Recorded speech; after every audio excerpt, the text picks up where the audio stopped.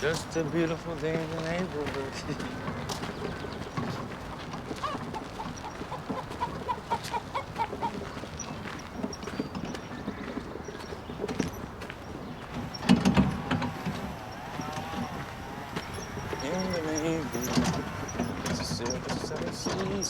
Hey, Walter, how you doing? Very good. How are you? Hey, Jack.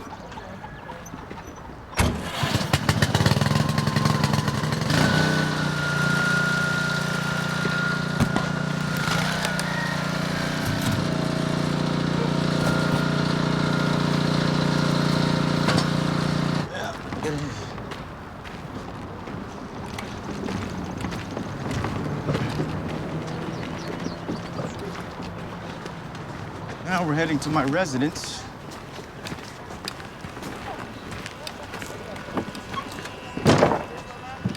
Just gonna gather my wood and put it inside. Put it inside my house. Keep it dry from the rain and the elements.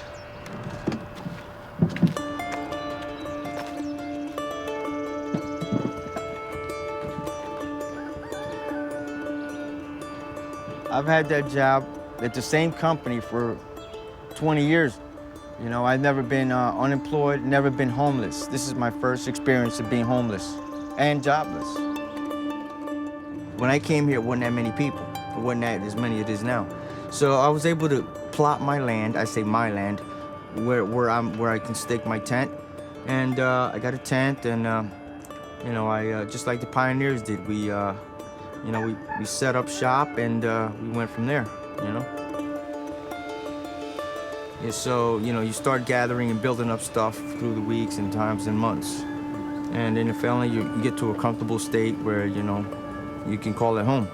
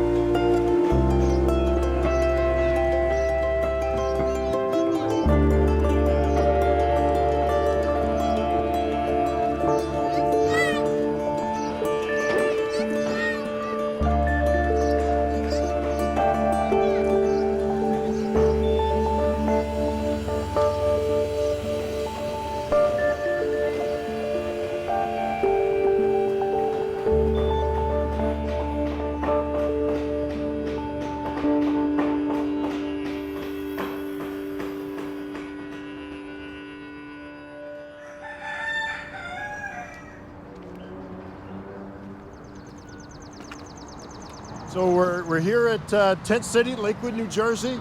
About 6 miles down this way to the east, we have the Atlantic Ocean. Of course, north, if you go north about 60 miles, you've got Manhattan. 60 miles west, you've got Philadelphia.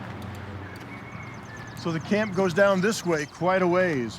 It's a very big camp. It covers a lot of area.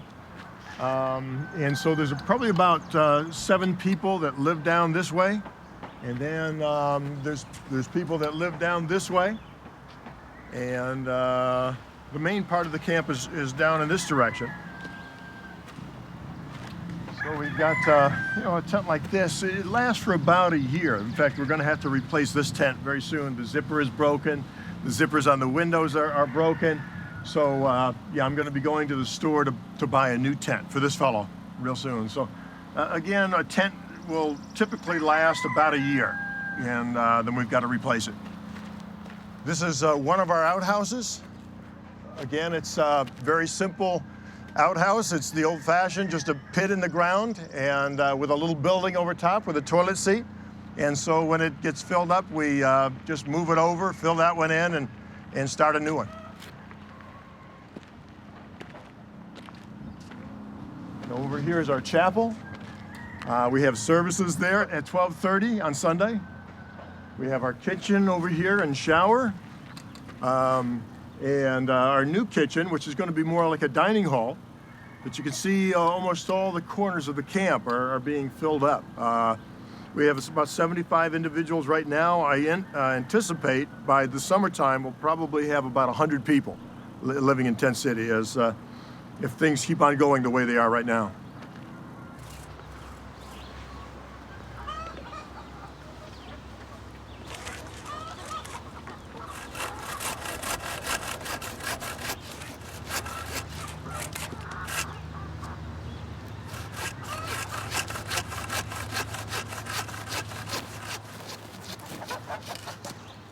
These are our neighbors. These are all pretty new tents here. There weren't any tents over here till about a week or two ago. And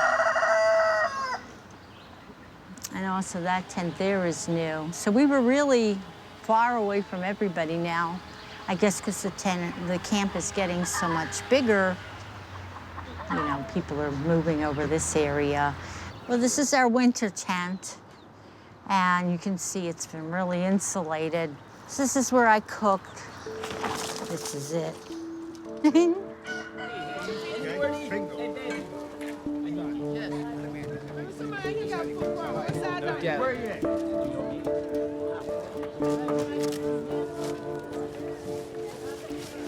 take your time, buddy. Good t-shirts. Here. This here is one of our little kitty cats that was born in the camp, and we've got 3 of them that are very friendly. They'll jump in your bed at nighttime, and you know, they'll go into anyone's tent and go to sleep or look for food, and so they're very friendly.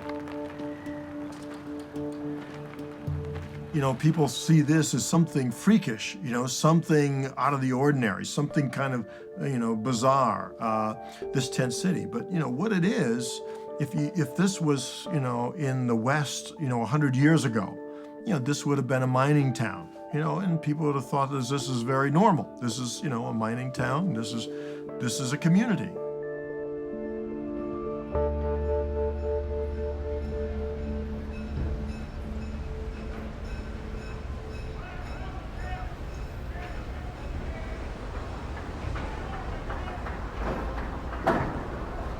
If you look at history of every city in the world, every city has some squatter roots. Paris had squatters who lived outside. It was generally the people who lived right around the city gate or the wall that protected the city during the medieval period, or the lands that were either disputed or hard to build on. Here in New York, Central Park was originally a squatter domain. The Upper East and Upper West Sides were completely occupied by squatters. There were squatters in London, there were squatters in San Francisco. I mean, this is not an unknown historical phenomenon. The squatter buildings were built of wood, they were built of materials that degrade over time, and so they disappeared. That means that we don't tend to see this history. The word slum is it was particularly valid in 19th century Britain, but it's been indiscriminately exported over the whole world, and it's completely inappropriate. So, I mean, people have tried to find better ways of expressing it, like informal settlement or community or squatter community or migrant communities. I mean, there are all sorts of euphemisms. But there isn't really a satisfactory term for it. They're communities of poor people, basically. But it's rather a mouthful to say communities of poor people. So people say, oh, well, you know, slums. And in the 19th century, London was much more like the great cities of the South today. Le terme bidonville en français est une mauvaise contraction de 2 mots, c'est un terme bricolé qui traduit en fait le bricolage qui est à l'origine de beaucoup des constructions du bidonville. Selon les pays, ça porte toutes sortes de noms différents. Dans les villes indiennes, on va utiliser les termes village ou cité qui vont se traduire par nagar. Les Turcs l'appellent les Gecekondu, ce qui signifie construit en une nuit. En Amérique du Sud, on va l'appeler le barrio. Au Brésil, c'est évidemment la favela qui est plus connue. There's a definition of the word slum, and it means the worst, most deprived, most neglected, most unhappy, most unresourceful community that you could ever go into. But when you get to these communities, that's not what you find.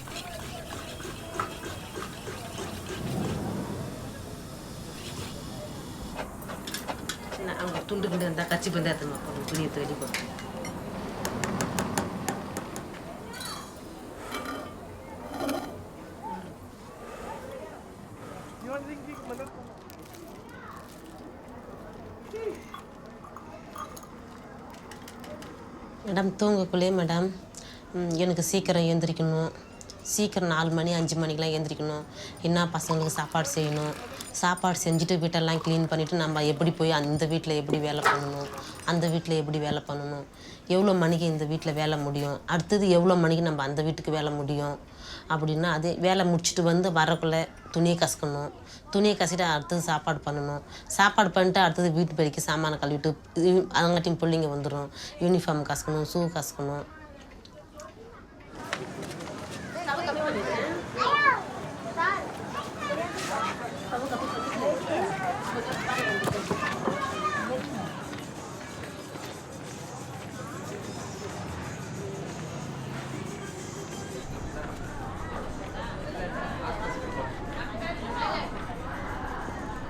யாருன்னா நீங்கள் போய் தட்டி கேட்டுருக்குறீங்களா என்னத்துக்கு நீங்கள் கம்மி பண்ணுறீங்கன்ட்டுன்னு?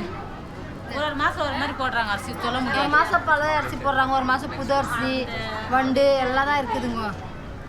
எத்தனையாவது படிக்கிற? Okay, உன் பேர் என்ன? இரு பல்லு எங்கே காணாமல் போயிட்டுக்குது? This is a slum in Bangalore, which is called Lakshman Ram Nagar, and we are working here for the past 4 years. We deal with many cases related to women, children, and husband and wife household problems. ஏமா மொட்டை தூங்கிட்டு இருக்கிற? இல்லை madam, போதும் madam, உங்கள் அம்மா திரும்பியும் மொட்டை வச்சுட்டுக்கிறேன். ஸ்கூல் ஆண்ட போயிட்டு வந்தேன் மேடம். இது சிரிச்சிச்சு அதான். Just close to the drainage, they have to build their house, and they are having a lot of problem with their children. They are suffering with lot of diseases because that water is very dirty. The animals run through it, people shit in it, and all the dirt is being thrown. It's not only from the slum, it's from all over Bangalore.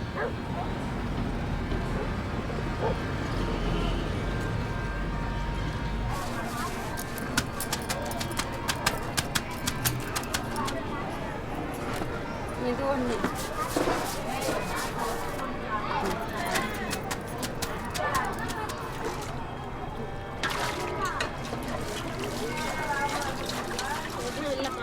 ₹5 1/4 kg அரிசி நான் கல்யாணம் பண்ணின்னு வந்து 4 செலின் பிறந்து ₹5 அரிசி வாங்கி ஒன்றும் இருக்காது, ₹1 போட்டு ஊறுக்காய் வாங்கினதில்ல. ஆனால் ஒரு வெங்காயம் இருக்கும், அந்த வெங்காயத்தை எடுத்து கட் பண்ணி 4க்கு 4 தட்டில் வச்சு கஞ்சி குடித்து நல்லா க்ளீனாக வாயை தொடச்சிட்டு வெளியே போய் சொல்லுவேன். கஞ்சி குடிச்சிச்சுன்னு சொல்லி சொல்லக்கூடாது. யாருன்னா கேட்டாங்கன்னா சாம்பார் சாப்பிட்டேன், குழம்பு சாப்பிட்டேன் அப்படின்னு தான் சொல்லணும். அம்மா நான் ஒண்டி சம்பாரிச்சு உங்களுக்கு 4 பிள்ளையை காப்பாற்றுறேன், எப்படி இருக்கணும் அப்படிலாம் சொல்லி நினச்சிக்கிறேங்க. ஆனால் நான்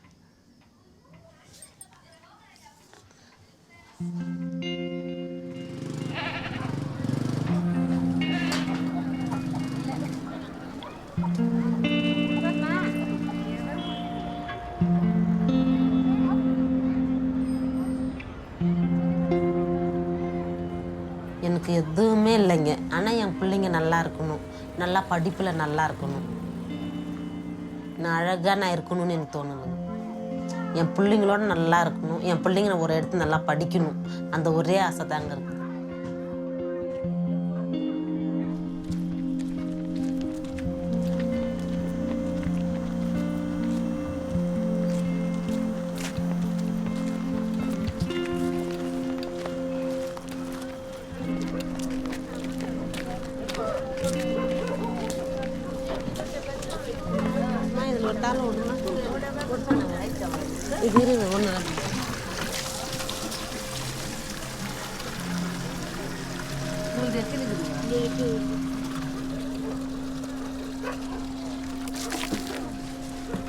You go to the poorest slum in Asia and see how people work and strive and labour for nothing.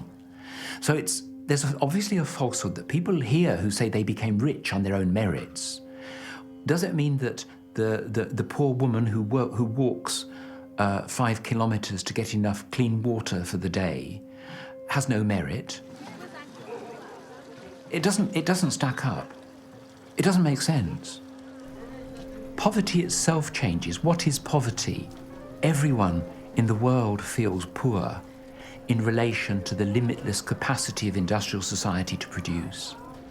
And I think that's the secret of psychological poverty, that in a sense, everybody feels poor. Even the extremely rich and the well-to-do, they think about not what they have, but what they could do with if only they had more.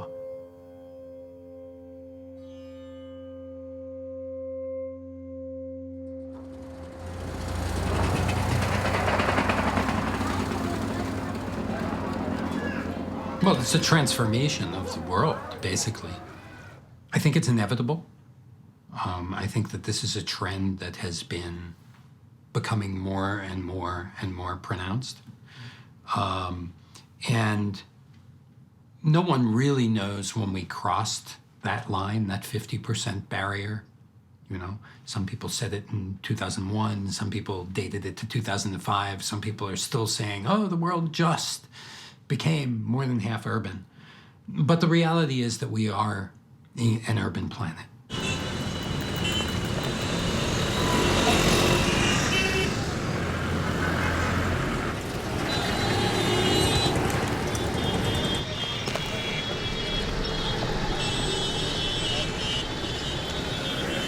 Well, it's partly to do with the industrialization of agriculture. So that, of course, if you once you start using industrial inputs, whether it's fertilizer or seeds or whatever it may be, that have to be bought in, and it goes on to it becomes much, it's rationalized, however irrational the consequences may be, which means that farms require less human labour, fewer inputs. So more and more people are excluded from sufficiency, from a secure livelihood in the countryside. And naturally they are drawn to the cities where, of course, there is the employment of labour in both the service sector and in the industrial sector.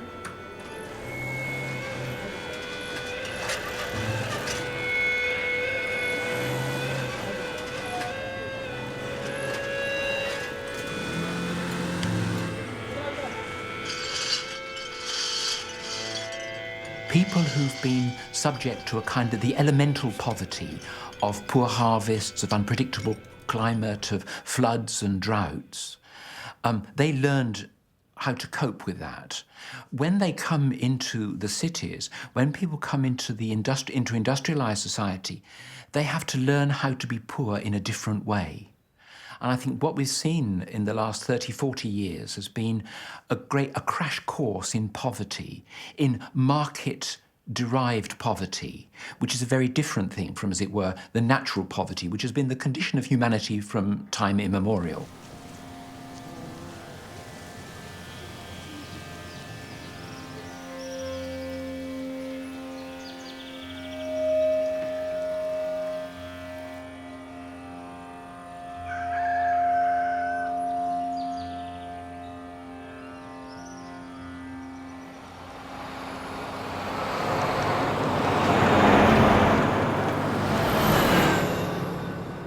Si, à la suite d'une catastrophe, d'une épidémie, d'une famine, d'un problème politique ou militaire, une grande partie de la population du village se trouve forcée d'émigrer en ville, dans un milieu urbain, ce savoir-là existe toujours. Et la façon dont le bidonville va se constituer va présenter de très nombreuses analogies avec le village d'origine des habitants. On se trouve ici à côté d'une toute petite exploitation agricole du Tamil Nadu. Il y a de l'élevage, il y a un petit peu de culture, etc. Ce qui nous intéresse ici par rapport à la problématique du bidonville, c'est qu'on est devant une architecture traditionnelle. Et cette architecture, on la retrouve également dans les bidonvilles des plus grandes villes de l'État.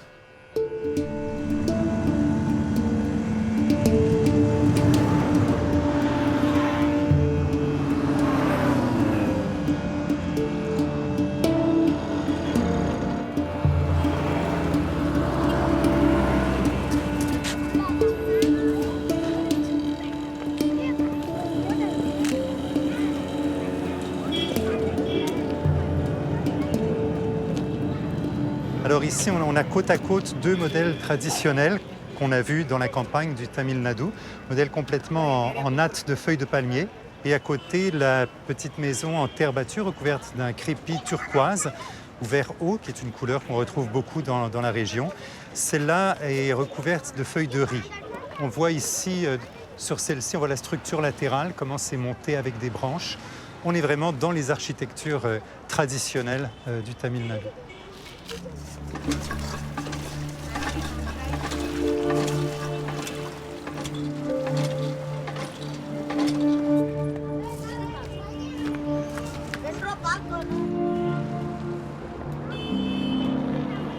Une forme urbaine émerge. Une forme urbaine qui est unique, comme chaque culture est unique. Et cette forme urbaine identifie la collectivité à la manière d'une signature ou d'une empreinte digitale. Dans le plan de toute ville, on lit en grande partie la structure sociale des habitants. On lit la façon dont la ville est gouvernée, dans la façon dont les gens entretiennent des relations. On observe la même chose dans les bidonvilles. On sait aujourd'hui qu'il y a une organisation très sophistiquée et très complexe dans tous ces environnements, qui font que, par exemple, on peut, après quelques études pas très poussées, reconnaître par leur plan les bidonvilles de différentes origines. On peut dire celui-là vient d'Afrique du Nord, celui-là vient des Indes, celui-là vient de Colombie, par exemple.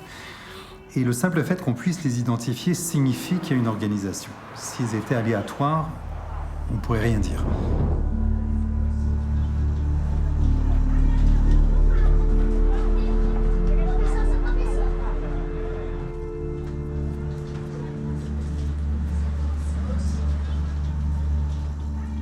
Ce sont des lieux dans lesquels on assiste en temps réel à la naissance d'environnements urbains sur des laps de temps très courts, entre 20 et 40 ans, là où une ville traditionnelle dans l'histoire demandait plutôt entre 4 et 800 ans pour être créée.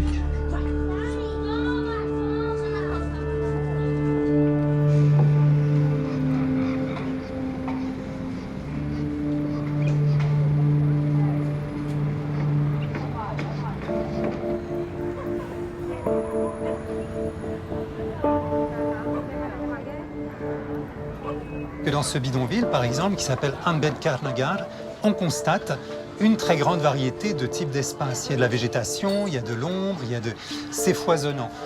C'est vraiment une espèce de micro-géométrie dans laquelle chaque espace, chaque recoin est adapté à la vie individuelle et collective avec énormément d'ingéniosité.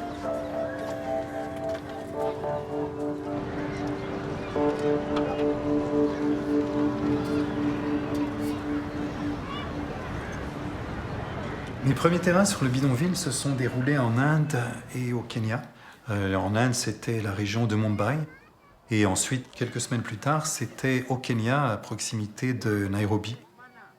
À cet endroit-là, ce sont des bidonvilles qui illustrent très bien la citation de John Turner, comme quoi les bidonvilles ne sont pas des problèmes, mais des solutions. Des solutions à des problèmes de logement que les gouvernements sont incapables de résoudre.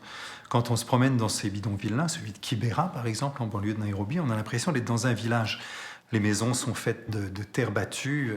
Et tout ce qui traduit en fait la nature du bidonville, c'est le manque de voirie, le manque de services publics. Les bidonvilles à travers le monde sont aussi différents que les villes. Il existe des pays où les bidonvilles ne présentent à peu près pas cet aspect misérable qu'on imagine quand on pense par exemple aux bidonvilles de Calcutta ou aux bidonvilles de Mexico. Les bidonvilles turcs ressemblent pratiquement à des villages.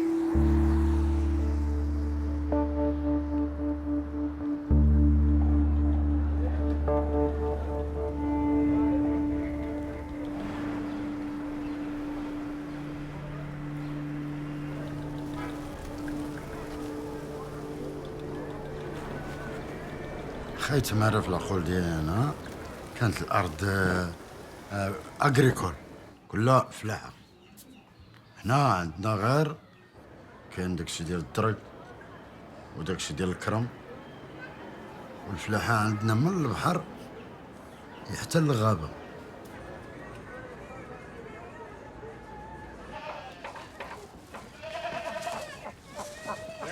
اسم ديالي الغزاوي محمد،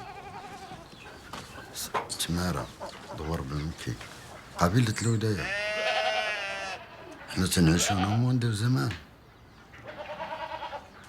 من عهد السلطان مولاي اسماعيل جدودنا هنا.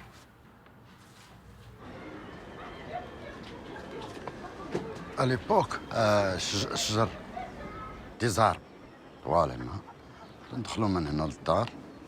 عندنا هنا لو بيطاي هنا فين كان ليلفاج ديال البيطاي. البيطاي هنا اللي شوفوا الخيل ديال الخدمه اللي شوفوا الخيل ديال الخدمه تنخدموا عليهم، اللي تنحرسوا عليهم فلاحه وتندرسوا عليهم. هنا تنديروهم ملي تندوزو من هنا. هذا باب تيتسمى واحد الباب دايرو هنا اللي كانوا الوالدين، هذا دايرو كوم انا نقولوا باب الملاحظه، بورت دوبسيرفاسيون. فوالا. خديجه خديجه فين مريم؟ ما بتعرضي ليهاش؟ عمران داس الحمام. اش تديري؟ مال هذيك تبكي؟ مالها؟ ما تبكي؟ المحل ديال الحوسين دخلت محل الحوسين مسكين عندو 3 بنيات والمراه ديالو. الكويزينه فين تتشقاو، فين الزحام هنا.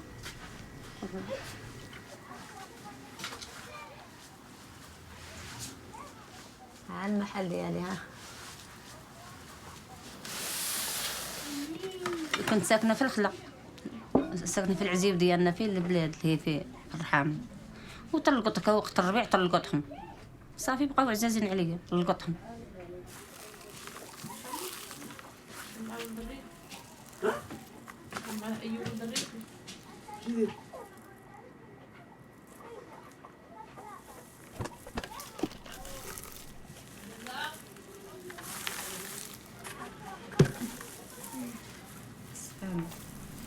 هذا الحبق تو طيح تو السخان شويه.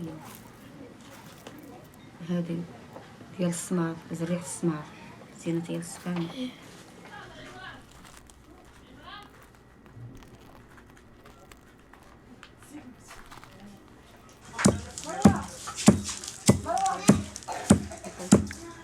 جينا في هذا في 75 جانا الجفاف 79 80 صافي هزيت وليداتي وجيت هنا الرباط شي من عبده شي من الشاويه شي عرب شي شلوح ولينا احباب في بعضياتنا هنايا الجيران مزيانين الله يعمرها دار الا كنت انا غاديه للحمام نشد ليا ولادي الا كنت هي غاديه للسوق نشد لها ولادها الا كنت هي غاديه للحمام نشد لها ولادها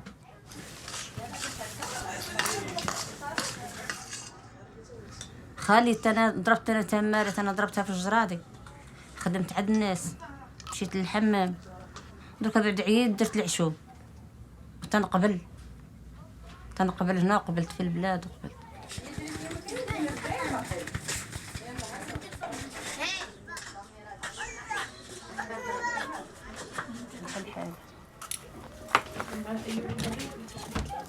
معذبين في القصدير في الشتاء معذبين في الشمس معذبين في الماء معذبين في الضوء الضوء رد منا النص تاع الحياة كل ليلة يتخبط الضوء ونوض نتجاراو الماء نباتو مقرضين الليل كامل من الجوج وانا مقرضة على الماء تل الربعة وانا دايره كرسي وقاعده تنعمر البرامل نعمر 5 البرامل نعمر مرت الحوسين 1 ومرت عبد العالي 1 ونعمر انا 2 واحنا ساكنين حنا تعذبنا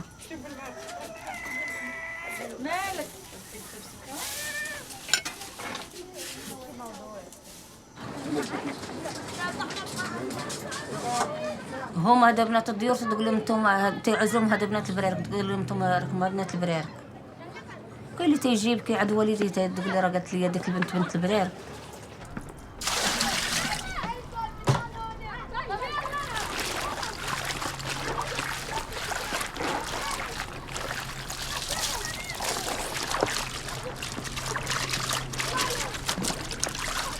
ما أخفاك حال فيها تخلويت بزاف دابا هاد الأرض هادي تيقولوا من هاد تيصاوبوا واحد الزئة تيقول لك باش نقضيو على هاد البيدونفيل هذا نحيدو والناس اللي بقاو هنا في البيدونفيل بقاو واحلين تيديروا البانو راك شتي البانو 2010 بأن لا فان ديال البيدونفيل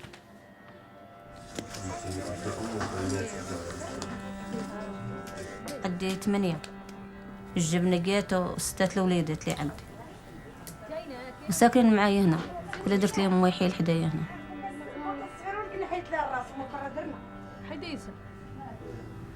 ايوا حنا دركا قالك بيعطونا الشقات حنا ما قبلناهمش ما بغيناهمش واش اللي عندو 6 الولاد وعندو 8 وعندو 5 وعندو 3 وعندو فين بغي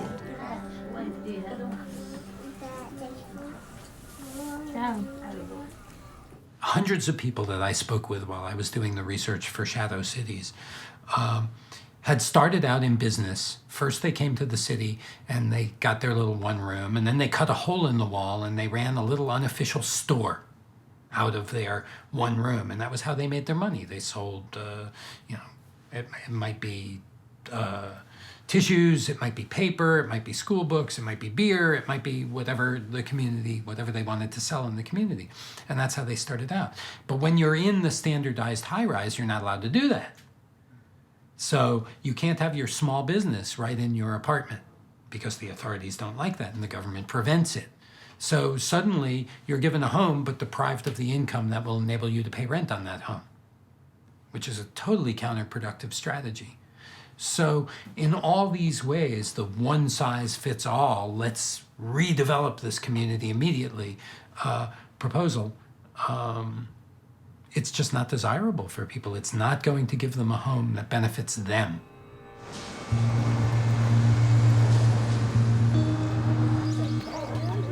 Plus de la moitié de l'urbanisation aujourd'hui se fait par le biais des bidonvilles.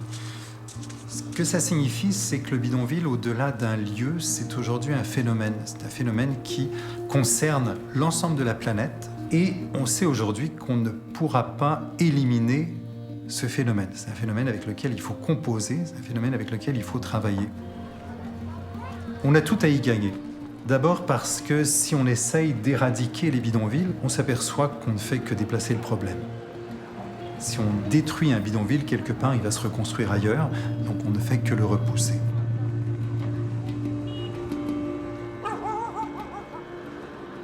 On arrive dans un endroit assez triste en fait. C'est une rangée de maisons du bidonville qui jouxtait le marécage et qui a été complètement détruite. Ça a été détruit par le gouvernement qui a décidé qu'une certaine quantité de ces maisons seraient démolies et leurs habitants relocalisés dans des blocs d'appartements.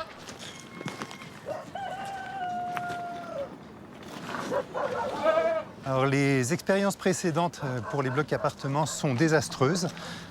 L'espace de vie que proposent ces blocs est totalement inadapté à la façon de vivre de la plupart des habitants. Donc on voit comment ces barres de logement qui créent une véritable muraille vont proposer des logements à peu près tous identiques, dans lesquels tout ce qui est espace extérieur, donc tout ce qui est possibilité d'élever des animaux, d'avoir un jardin, d'avoir un espace de vie à l'extérieur, devient sévèrement limité.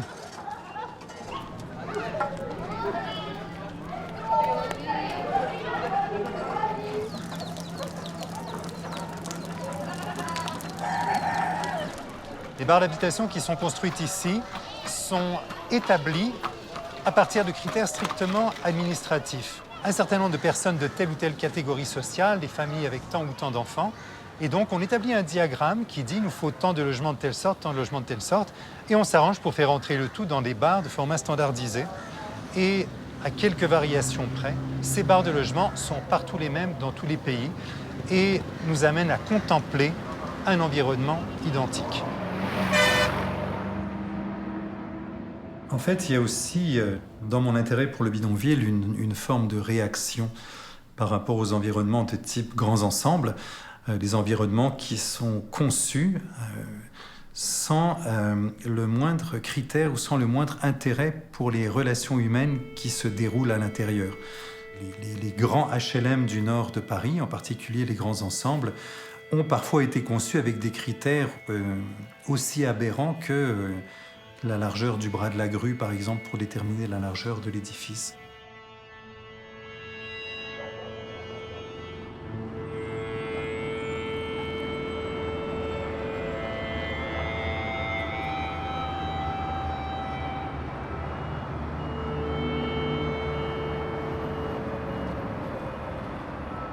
Non, dans l'HLM, non.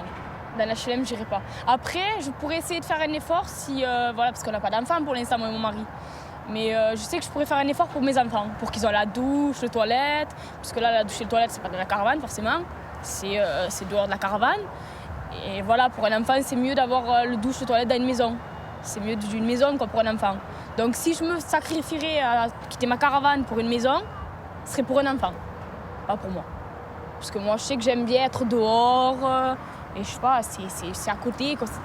Dehors, on est dehors. La caravane, c'est que pour dormir en vérité.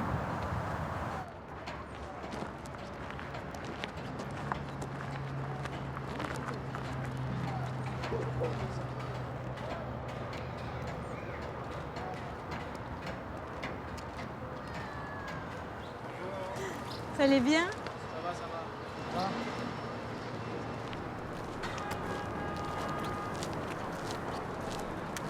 Mais là, je compte sur vous pour que vous puissiez me trouver quelque chose pour entraîner les jeunes. Parce que comme vous pouvez vous apercevoir, il n'y a rien.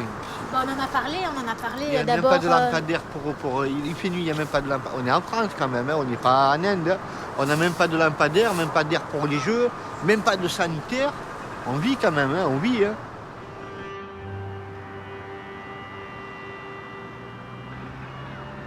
Ce qui se passe sur ce logement, c'est qu'effectivement, avant, ils étaient du voyage, ils avaient la possibilité de bien vivre, entre guillemets, d'être plus accueillis dans des aires de stationnement ou des aires d'accueil en France ou ailleurs. Et aujourd'hui, les lois se durcissent. On ne donne plus les moyens d'accepter, finalement, cette vie qui est celle des gens du voyage. Il y a des Manouches, il y a des Yéniches, il y a des Français de pure souche. C'est d'abord des gens du voyage, je tiens à le signifier. Aujourd'hui, sédentaires, mais des gens du voyage qui voyageaient en France et qui ont des papiers français. Bonjour, ça va? Ouais, vous? Vous allez où? Promène. Il n'y a que ça à faire. Bon, ben ça va. Mais bonne promenade alors. Quand c'est que je passe à... Jeudi. Passé jeudi. Non, c'est jeudi prochain, Ça va? à 14h, hein, au centre social. À jeudi. À jeudi. Je suis éducatrice spécialisée de métier. Voilà, il s'agit d'accompagner des jeunes dans le quotidien, mais aussi en lien avec leurs parents et leur famille. C'est un métier de la relation.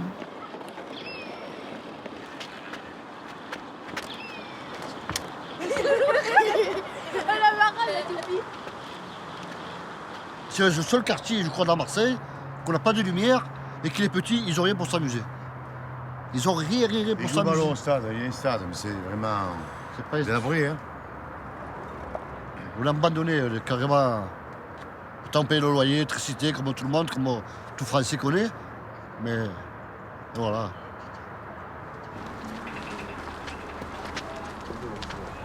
La sédentarisation, elle est finalement forcée pour certains, elle est volontariste peut-être pour d'autres, mais dans l'ensemble, il y a toujours cette idée de liberté quand même chez eux. Et cette caravane, c'est toujours pour eux l'idée de dire elle est là, quoi. C'est quand même essentiel dans leur regard et dans leur histoire. Oh, moi, il y a à peu près 7 ans. 7 ans que j'habite ici. Là, la caravane, voilà. Et toi, t'as pas froid comme ça? Hein? Et l'école? Hein? Et l'école? J'ai eu tellement de choses plus vite. Il faut y aller à l'école, hein? J'ai bien marché. Depuis petit, j'ai bien marché. Pour le stress, pour tout, quoi. Ça me fait du bien, bonne fatigue. Et le soir, je dors bien. Comme seulement je travaillais pas. Avant, je travaillais, ça va. Maintenant, on fait rien, on marche, on oublie, voilà. Et ça fait du bien.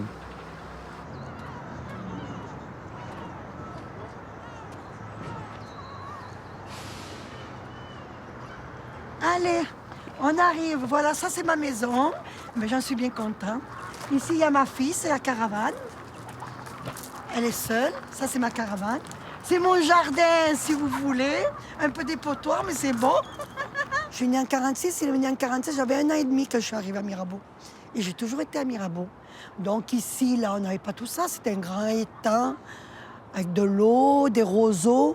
Ma mère, elle faisait les chaises en paille. Alors mon père, il venait dans ce grand étang, il coupait les roseaux.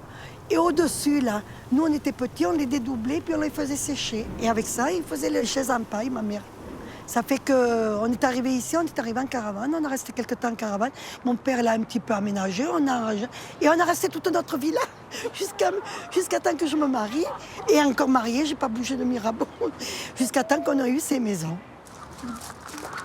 Voilà, tout ça est l'arrière, mes poules, mes chats, vous avez tout ce qu'il faut. Ça, c'est notre métaux, comme d'habitude, on n'a pas changé. C'est bête, ça vaut rien tout ça. À mes yeux, c'est de la valeur. Pour ça que je ne voudrais pas partir, je le répète encore. Je ne veux pas qu'on nous chasse. On est très bien là, pourquoi on va nous chasser? J'espère pas, hein. Bon, il n'y a rien de prévu, on n'a rien entendu. Mais moi, ça me fait... Peut-être l'âge que je viens trop vieille, hein. Je me fais des idées aussi. Ben ça doit être bon, il n'y a pas de souci. Il faut juste le déposer. Et puis, qu'est-ce qui vous manquait? Je crois que Mandy m'en a parlé. D'ouvrir le compte. Ouais. Normalement, il faut aussi ouvrir le compte pour pouvoir travailler. Bon, il n'y a pas de souci pour ça. Pour ça, oui, c'est vrai. Hein? Bon, sinon, les coques et tout, elles se portent bien, ce coq? Mais j'en ai un ici. Une belle bête, hein? Il a un petit défaut du bec de naissance. Mais c'est D'accord. parce qu'il empêche d'accrocher. Par exemple, on fait ça, hop, pour qu'il s'habitue un peu. Et son genre d'entraînement, c'est ça. Regardez. Ah, on lui fait ça comme genre d'entraînement. Hop. Avant-hier, je lui ai mis 3 combats d'affilée. J'en ai mis un, encore un deuxième et encore un autre. Et il a bien donné. Moi, en fait, je suis plutôt seul. J'aime bien être seul avec les bêtes et tout. J'aime pas trop les compagnies. Les matériels, moi, c'est genre la sauvage, quoi, l'ancienne. Je trouve tout, quoi. Je trouve tout et je construis tout comme ça. Vous voyez? Avec 2-3 clous, 2-3 planches, j'arrive à faire une cabane, genre. Vous voyez? Genre une cabane ou un truc comme ça. Moi, je trouve tout, moi.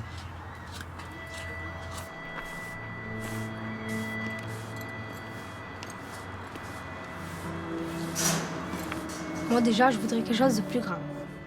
Parce que c'est trop petit. Et ça serait bien aussi d'avoir une maison. Mais bon, je peux pas en avoir. Et voilà, je vais changer la caravane, tout ça. Ça va y aller mieux, quoi.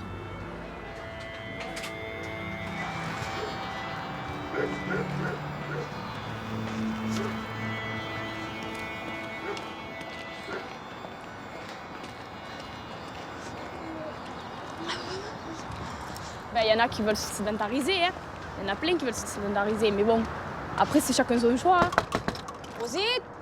Oui ? Oh. Mais à mon avis, on est plus pour la caravane que pour une maison. Ou une maison, ouais, peut-être à Mirabeau, parce qu'après, voilà, même qu'on aurait une maison, on serait toujours entre nous. On ne serait pas entouré de Français, Mais c'est même pas question que, voilà, de Français, c'est question que les paysans, ils ne nous voient pas comme nous on est. Ils nous voient, c'est des voyageurs, c'est pas une race qu'il faut, c'est pas des gens qu'il faut. Mais non, on est comme vous.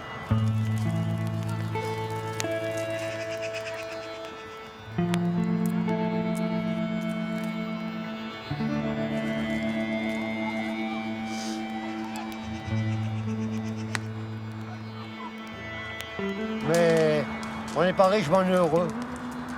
On vit le jour. Voilà. On est heureux. Même. Il ne manque rien.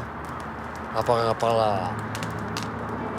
le nécessaire, par exemple, une maison, un toit, une caravane, même une caravane.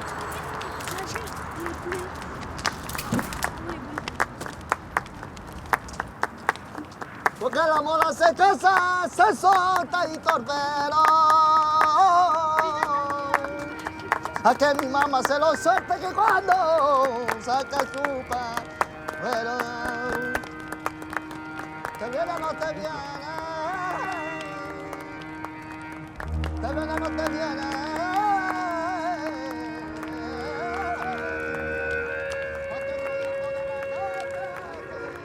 You have to destroy the middle-class myth that poor communities are full of cheats and thieves and rogues and addicts. We need to get over that, but that's not to fall into the other trap of saying that there are no elements of criminality or pathology or destructiveness in the slums, because there are. It strikes me that slum is a word that separates. It's a barrier between us in the non-slum world and them. And slum indicates everything that we fear and dislike and loathe about, again, to put it in quotes, those people.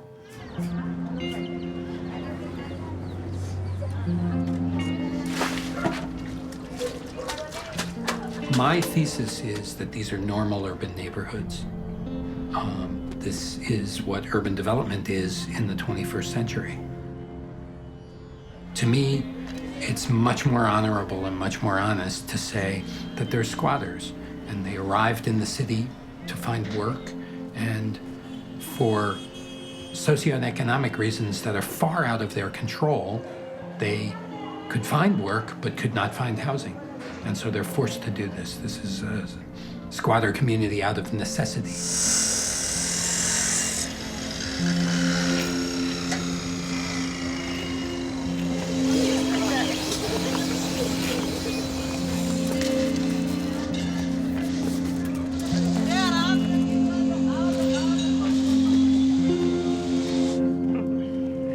Yes, thank you. Yeah, we believe in cheating here.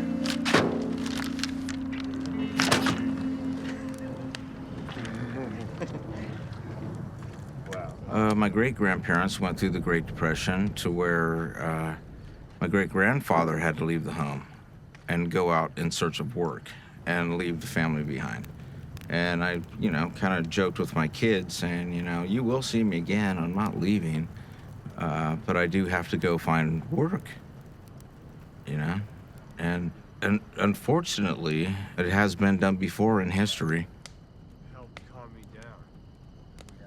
I'm not gonna fail, I'm intelligent, I'm not a bum, I have worked a long, long time, and I have to continue to work.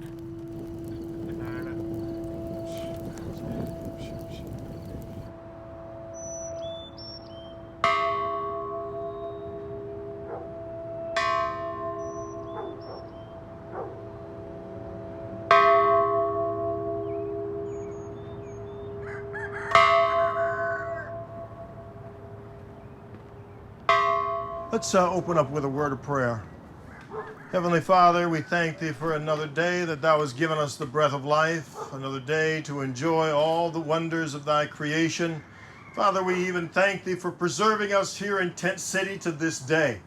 We thank Thee again for watching out for our basic needs. Father, we thank Thee for the barbecue yesterday. We thank Thee for the barbecue tomorrow.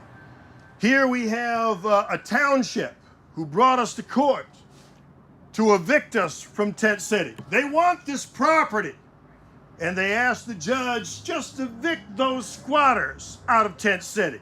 They're just homeless people. So we're going to win this victory, and not only are we going to win the victory for us here in Tent City, for you and you and you, but you know what? We're winning the victory for the next guy coming down the road. He's heading down the road, and he's saying, I need a place to stay. So we're going to be here for that guy too.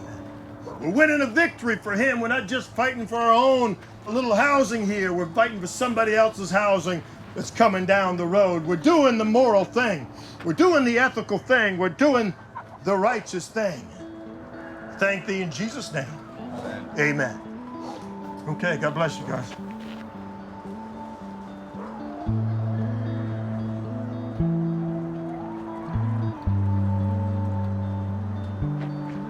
Did you find them there?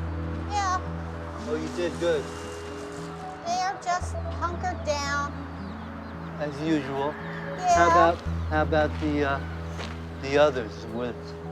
There's Dodo. Yeah, he can't find them, or she can't find them. They're around. I'm sure they'll be here sooner or later. That's good. Aren't you having your soup?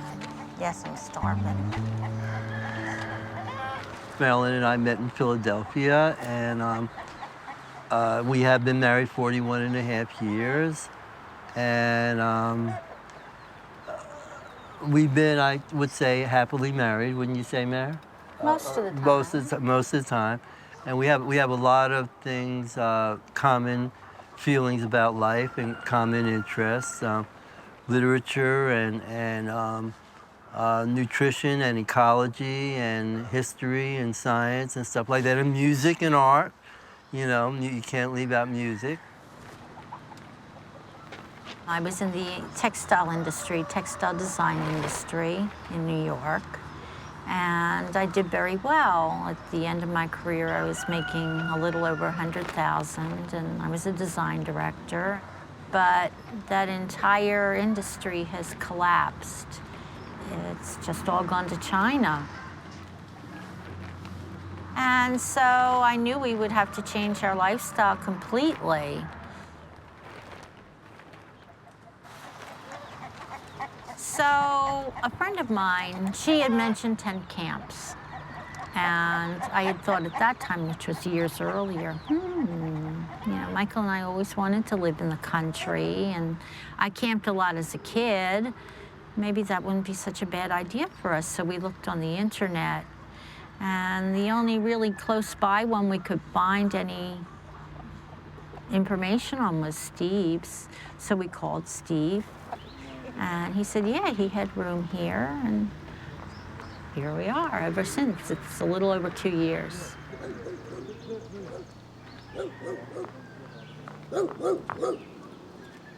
My purpose in Tent City, or my function in Tent City, is kind of multifaceted. You know, I serve a couple of different purposes being here.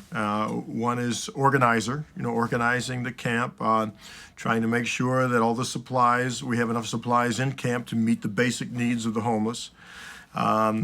It's also making sure that the peace is kept in Tent City, that people get along, and that if there is something, an argument or a disagreement, you know, I'm there to try to mediate, try to solve the problem.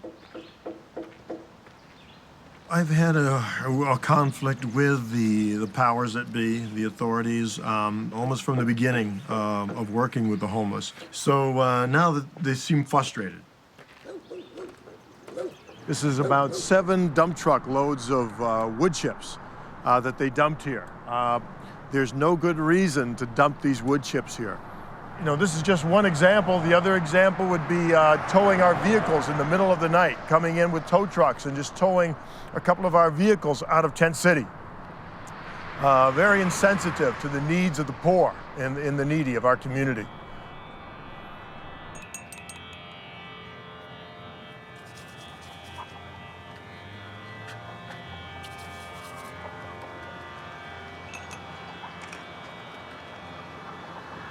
That's the most important aspect of it. I just like to feel like you can plan a few months ahead. You know, it seems like every time I think we're secure here, something comes up. So I guess that's partly why I'm disorganized. Everything I had in there, you know, and your winter clothes are very bulky, and your winter blankets. It's very hard to keep those things from season to season, you know. Like this year, I'm planning to plant a garden. But, you know, in a way you think, like, why? You know, what if they come and, you know, make us all leave and the garden's left behind? So we'll see. It's hard, you know, in that respect. You know, I guess refugees all over the world kind of feel this way. And essentially, that's what we are. We're refugees, all the people here, for whatever reason.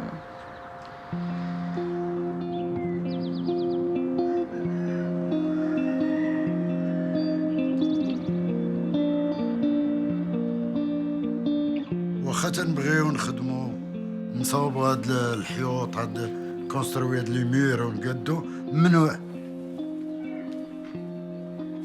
إلا تجي دير شي حاجة يجيو يديروك الخطية.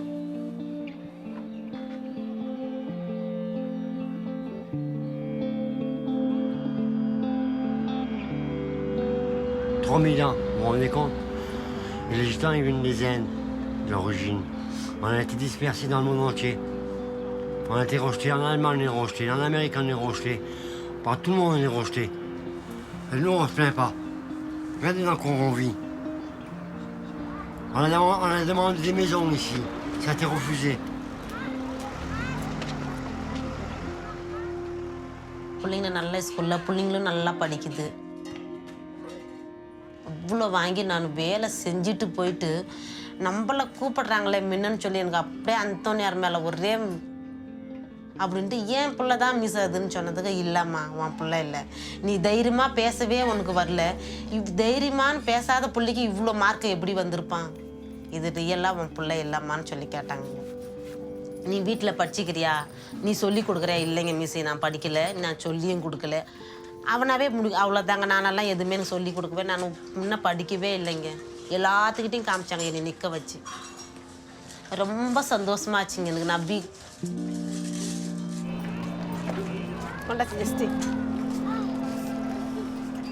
கஷ்டப்பட்டு வீட்டு வேலை செஞ்சு நான் படிக்க வச்சா கூட, ஆனால் என் புள்ள இன்னைக்கு அன்னிலேருந்தே எனக்கு கொஞ்சம் தைரியம் வந்துச்சுங்க. அண்ணா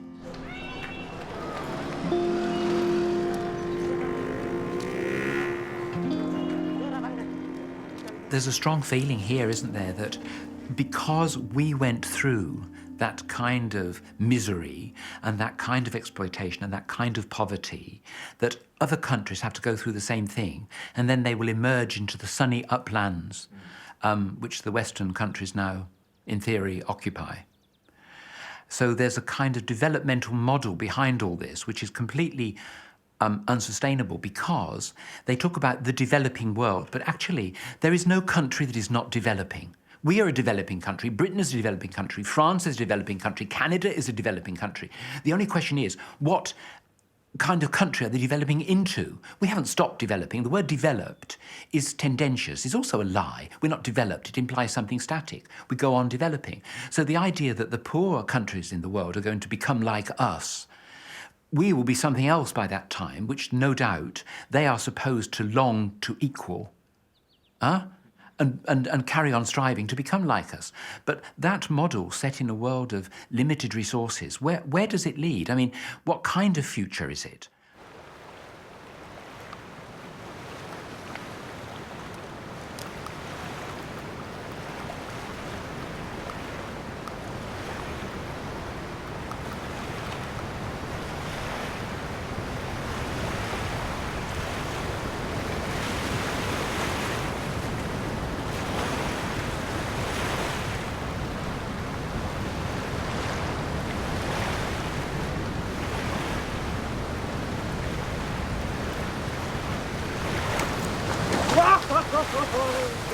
Ça, c'est du doré.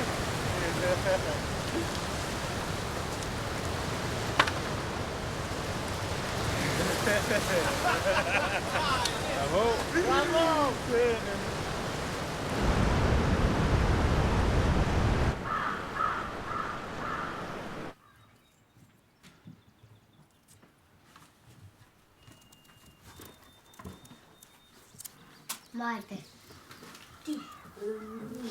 On vit à 5 de la maison.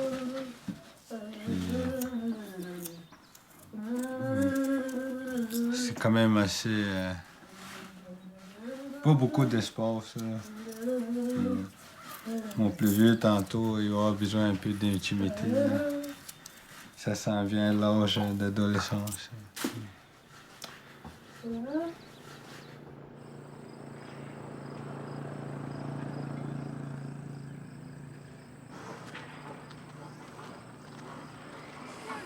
Fait qu'on voit un peu le type de maison dans lesquelles ils habitent en ce moment. C'est souvent une maison qui fait à peu près ça, là, 18 ou 20 pieds par 24 pieds.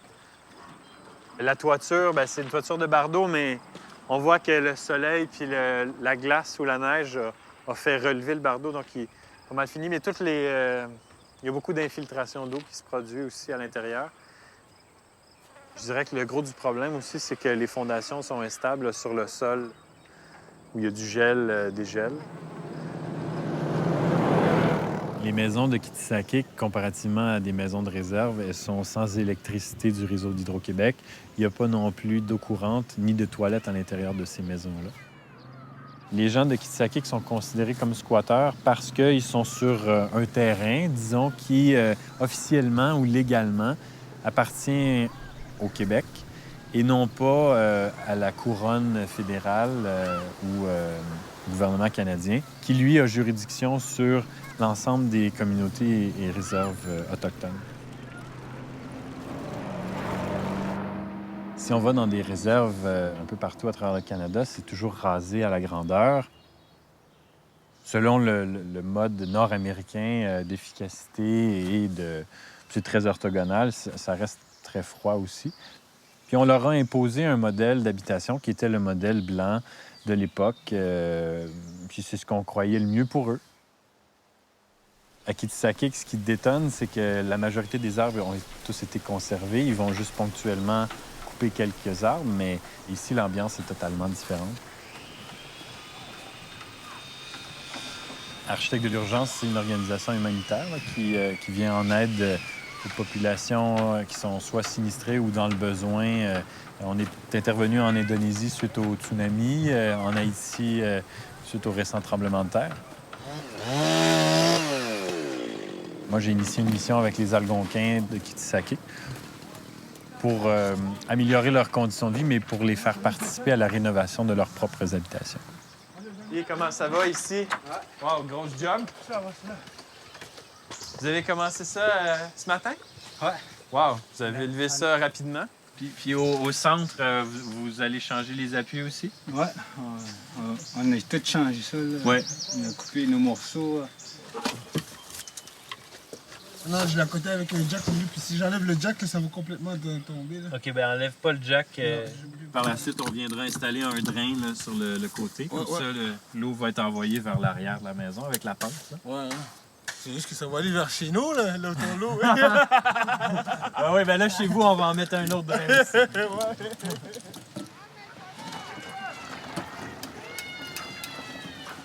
Et nous autres, on roule sa génératrice, faire runner notre frigidaire. Ça coûte cher. 20$ pour 2 jours de gaz, fait que minimum 20$. Ça a duré 2 jours. Fait que ça coûte à peu près ça par année. Ceux qui sont bons en maths, ils sont censés de nous le dire. Ouais. Fait que c'est ça. Non, on n'a pas encore découragé. Moi, je décourage parce que ça sent mauvais. On n'a pas le choix, on vit avec ça.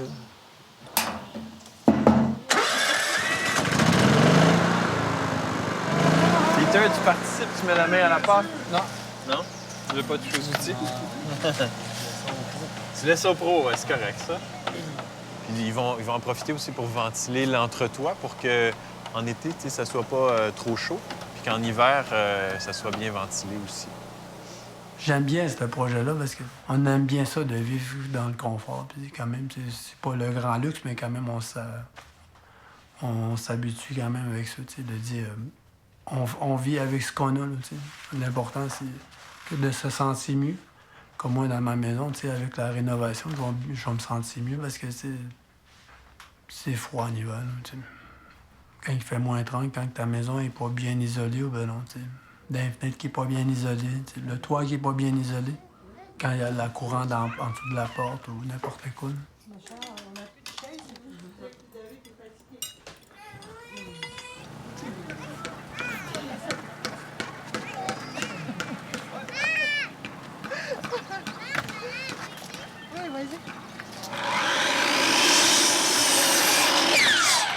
Depuis 2009, il y a les 2 premières maisons qui ont été rénovées. 5 maisons ont été rénovées dans l'année 2010. Et en 2011, il y en a eu 8 autres, plus 8 en 2012 et 8 en 2013. Donc, on devrait arriver à peu près à 30-32 maisons d'ici la fin 2013. À Kitcisakik, une vingtaine d'ouvriers recevront leur carte de compétences de charpentier-menuisier d'ici la fin de l'année 2013. Donc ça, à mon sens, c'est un des points très importants du projet parce qu'il y a un transfert de connaissances, puis eux, leurs compétences seront reconnues aussi à travers le Québec, puis ils pourront à leur tour transférer leurs connaissances aux plus jeunes. Le but, c'est de faire en sorte que les gens se prennent en main, prennent les outils, rénovent les habitations. C'est particulièrement important qu'ils soient les premiers acteurs de ce projet-là.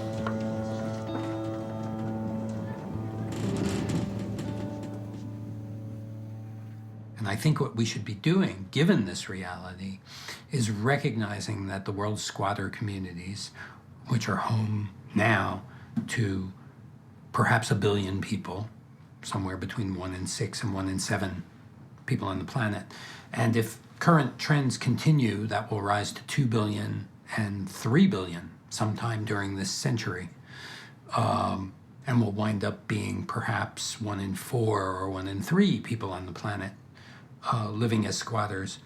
I really think the message is that we have to look at squatter communities as normal urban neighborhoods and work with them to provide services, to encourage people to build to a higher standard, to give them the tools and wherewithal and resources that they can build to higher standards so that their communities can be just as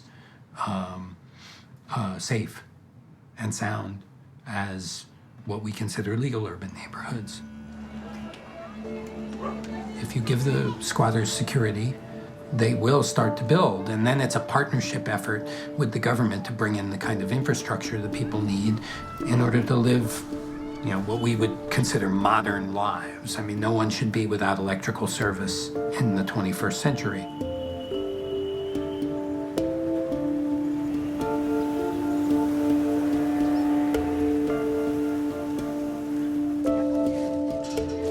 C'est une allée qui démontre bien l'effervescence de la construction à l'intérieur du bidonville.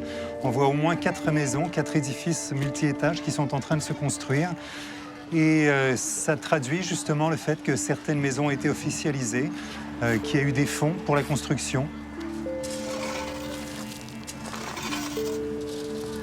Comme il se trouve que les bidonvilles, dans un espace de temps de 20 à 40 ans, peuvent devenir des quartiers urbains consolidés et officiels, on peut assister, dans le cas d'un bidonville qui n'est pas démoli, à la naissance d'un véritable quartier urbain officialisé, avec la voirie, avec l'électricité, etc.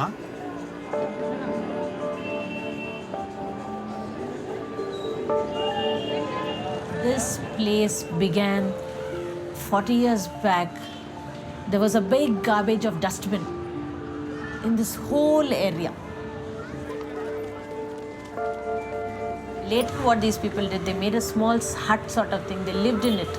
They lived in it, and now for the past 8-10 years, they are enjoying the place because it's become their own.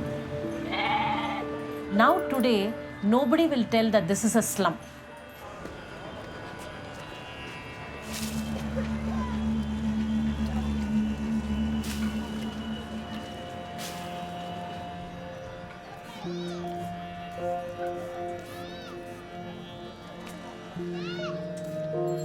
காலையில் எழுந்திரிச்சு brush போட்டுட்டு முகத்தை கழுவிட்டு வாசலில் கோலம் போட்டு பெருக்குன்னா வீட்டுக்கு அழகு, வாசலுக்கு அழகு. ஜீசஸ்க்கு ரொம்ப பிடிக்கும். ரோட்டில் யாருன்னா போனால் பாரு அழகாக இருக்கிறாங்க, நல்லா இருக்குது, இந்த வீடு நல்லா இருக்குதுன்னு. மனுஷருக்கும் பிடிக்கும், ஜீசஸ்க்கு ரொம்ப பிடிக்கும்.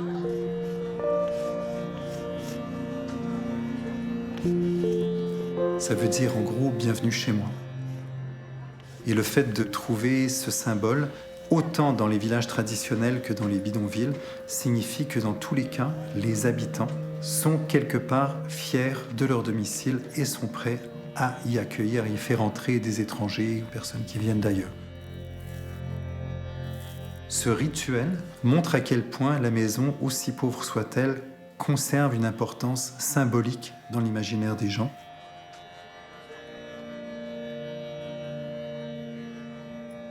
Just in the terminology, the homeless, as we call those who would be squatters if we allowed squatting to go on here in the United States or in Canada, we call them the homeless.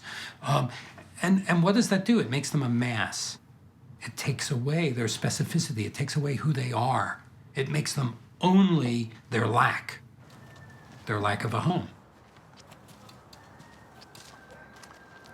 Yeah, here's an example of somebody who just made a simple fence. It's just a couple of stumps, but it represents a fence to him. That's his little piece of property. And so it personalizes it, and it gives him a sense of ownership, with that little fence that he's made. So a piece of creativity. I think in this type of setting where you have your own individual space as opposed to a shelter where you're piled up in a room with 100 people or you have no space. Well, in this type of atmosphere, it gives you a sense of trying to make yourself better. It gives you hope and gives you self-esteem.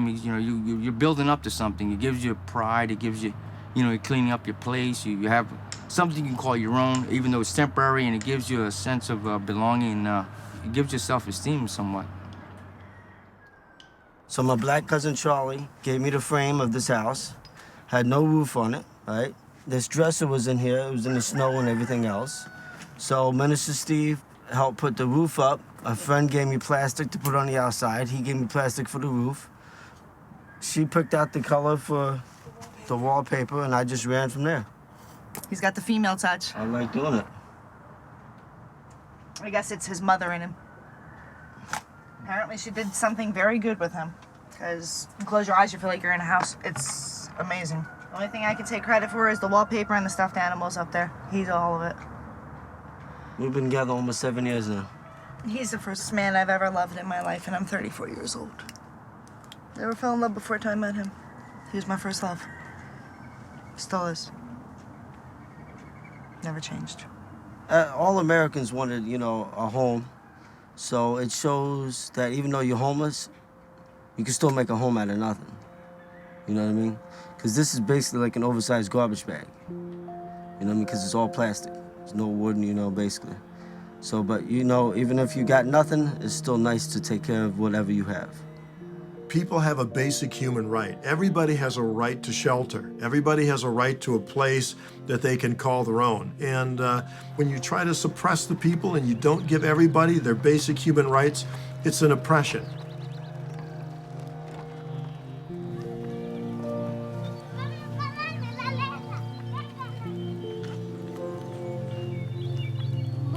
Où est-ce qu'il va être ma maison à peu près là, c'est ici. Parce qu'il y a beaucoup de petites branches là. Ça, c'est un peu plus tard. Voilà. Je vais le couper d'ici une semaine là, à peu près. Là. Tu vois ce qu'il y a les bouleaux jaunes, mais juste un petit peu plus en arrière. Ça va être à peu près là. C'est sûr que là, ça paraît forêt, mais tantôt, ça va être beau. Mais c'est pas mal là. La rentrée va être pas mal ici. Pas mal ici.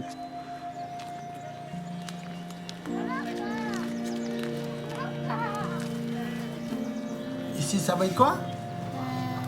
Check, Maria. Ici, monte ton doigt. Ici, Maria, c'est une porte. Hein? Ici, on va avoir une nouvelle porte ici, Maria. Ici, regarde. On va avoir une belle porte ici, regarde. On va pouvoir sortir par en arrière. Notre papa, il va faire dodo ici. Il y a une grosse galerie, on va pouvoir manger ici, dans le terrasse. Ça va être belle à la maison. Belle maison. Hein? Ouais.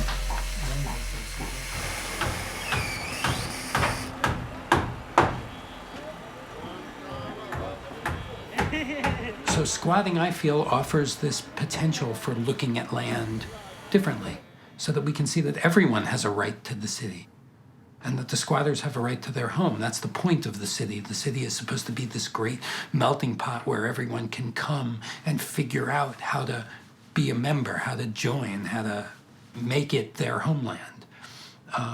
And when we deny squatters that right, we're denying everything that cities ought to be. I think the privatization of social hope has been one of the, I mean, it's a very abstract thing to say, but hope now lies in private escape. And that is the model that we're teaching the world, that you have to better yourself as an individual. Whereas I think what many poor people do and realize is that there is only one way to improve your life, and that is through some kind of collective activity. And that individual escape from whatever it is you're escaping from is not an answer. So perhaps what we could rediscover, because we've certainly been through it and we've discarded it, is the beauty and the value and the emancipatory capacity of collective activity and the restoration of social hope to a society that has abandoned social hope in favour of individual fantasy. What can one say?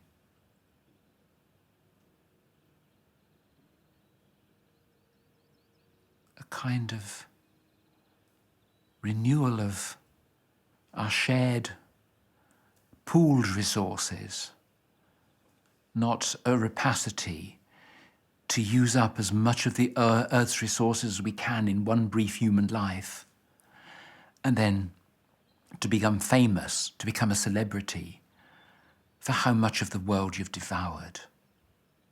What a sad epitaph for a civilization and a culture.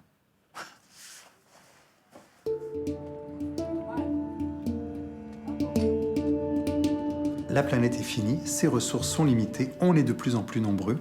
Donc le bidonville, c'est à très très petite échelle le problème auquel on est maintenant confronté à l'échelle planétaire en tant qu'espèce.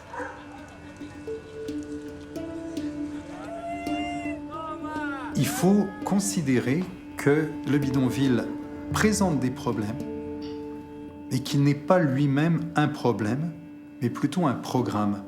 Il fournit un programme pour le développement de quartiers futurs. Le plan de chaque bidonville dans chaque collectivité est unique et chaque bidonville est un exemple de ce qu'on pourrait appeler une machine à vivre ensemble.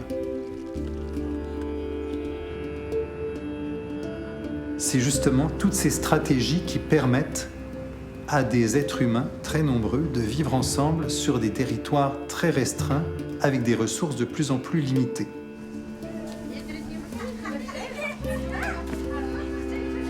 So the squatter communities represent a return to what the word community really means, which is a commune, a place where we all get together and work with each other. And if we looked at all of our communities where we all live more as a communal experience where the power is developed by sharing between the people, we would make our communities stronger and then make our cities better. Oh les petits, ça va? Ça va? Ouais, tranquille là? Ouais. Ballon? Ouais. Allez, faut, ouais. Ah ouais. Oh, mon beau! Ça va, Tony? Tranquille?